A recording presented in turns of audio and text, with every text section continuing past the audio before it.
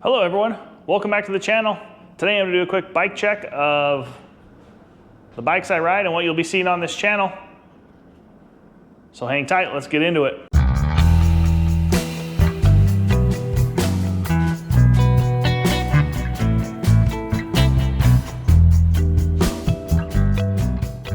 So this is my Santa Cruz Heckler. This one is the CC version, so the little bit lighter carbon. It is a 160 mil front, 150 mil rear travel bike.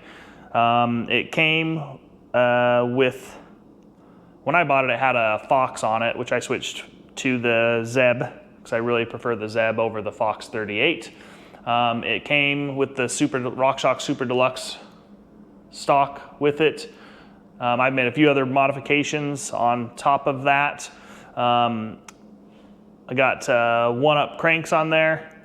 I did switch to the SRAM XX1 transmission for the rear, which has actually been really good, really flawless on this bike. Perfect for an e-bike. So I also did, if you guys saw, I did put the Maven Ultimate brakes on. The little fancy red edition, which you can probably see right there. For the wheels on this bike, this does come with the Santa Cruz Reserves. It has the Hydra hubs, Industry 9 Hydra hubs. Pretty sweet little hubs. I do have RockShox Reverb, the wireless dropper. I've been a convert to wireless for a while, and I've had really good luck with my wireless.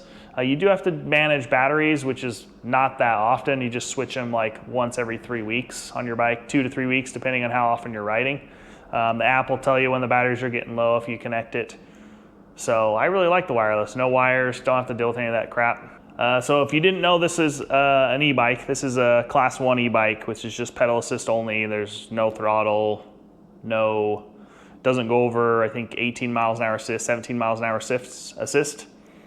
So I use this bike a lot for desert riding, especially like during the winters. That's why you've seen this a lot down south. It's an awesome bike to take down south. You can just do so much more miles than you can on a regular bike. It's a pretty sweet bike. Gets you some places that you just don't get on regular bikes. I do like to take this bike up a lot of fire roads to get to some just downhill trails. All right, for the next bike, we have my Evil Reckoning version 2. This is my do-it-all bike.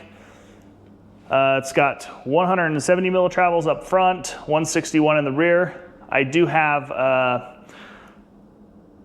Zeb Ultimate on this as well. I've got the Push Industries coil on this bike. I really like this bike with a coil. Just very planted, very stable. This bike is the bike park bike, anything with super long descents. This is the guy I go for. This is my just regular pedal bike when we're going out for just a regular pedal ride with the friends, any of the buddies. All right, I do have the Envy. These are tires I had on my last bike. They're Envy M735 wheels laced up with Hydra hubs.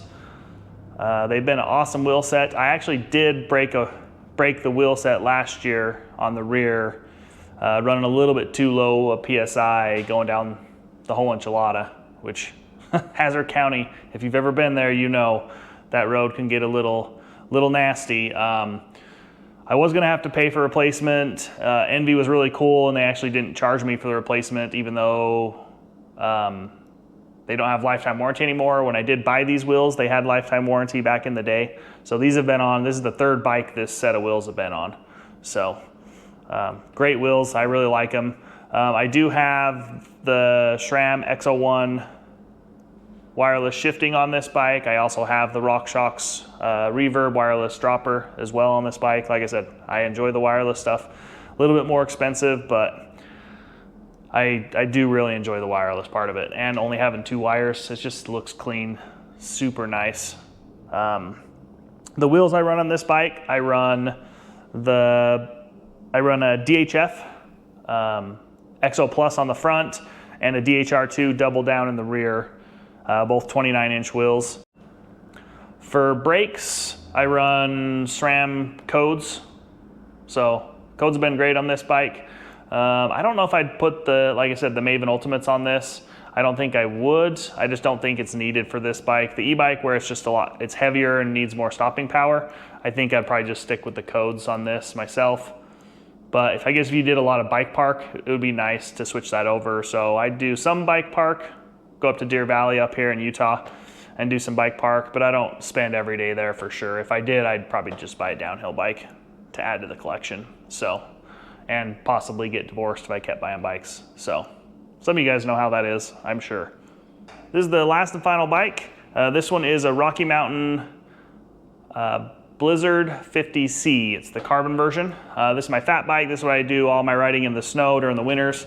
I live in Utah, northern Utah, so during the winters, if you don't own one of these, you're usually not riding unless you ski or do something else. So super fun bike, super ultra light bike.